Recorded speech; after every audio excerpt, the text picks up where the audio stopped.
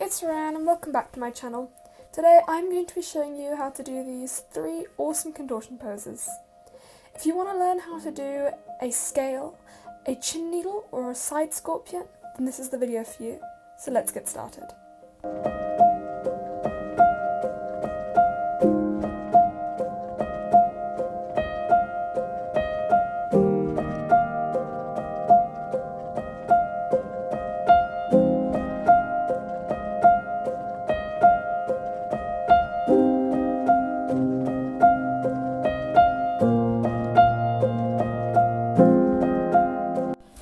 Before attempting any of these contortion poses, we first need to stretch.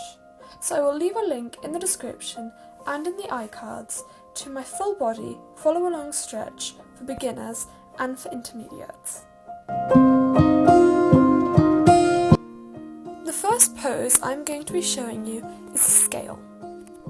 This is probably the simplest of the 3 poses as it requires the least amount of flexibility. This is what a scale looks like. To start off, you are going to bend one of your legs backwards. Then try and raise your back leg a bit whilst balancing on the other.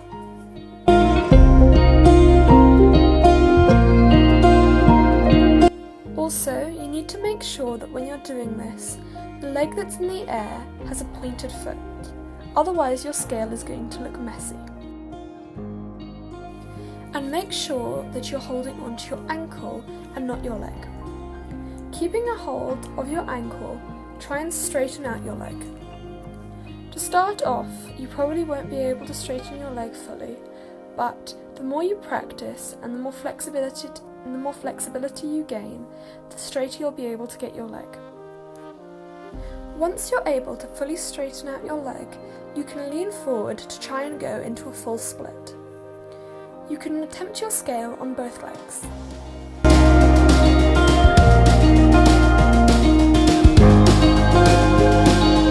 When working on your scale, I would recommend holding onto something like a chair or a door handle to help you keep your balance.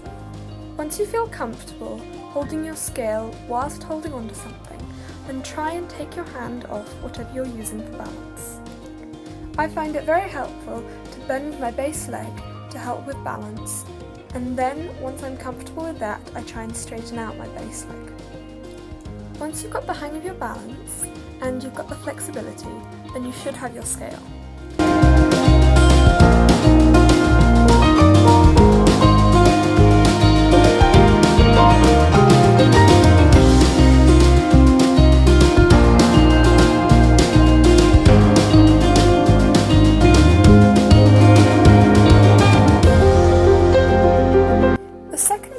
I'm going to be showing you is a chin needle.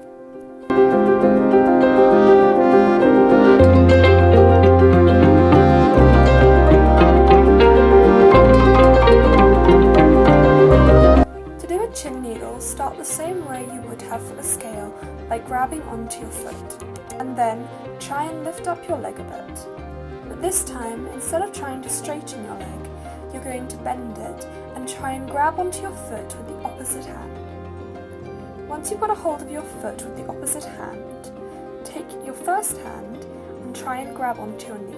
Then try and pull your foot underneath your chin. This is a basic chin needle. From here, you can also try and let go of both your hands. To do this, you need to flex your toes underneath your chin to help your foot hold onto your chin. Then you can remove your first hand and then your second. This does, however, take a lot of flexibility and a lot of strength, so it will take you a bit of practice. Finally, I'm going to be showing you how to do a side scorpion. If you want a more in-depth tutorial and stretch on a regular scorpion, then I will leave a link in the iCards in the description to my tutorial on that.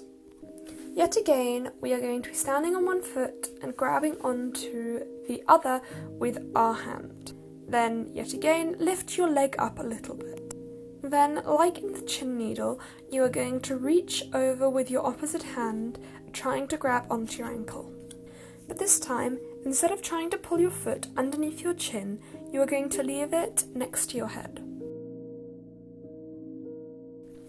You can then release your first hand and try and straighten out that arm.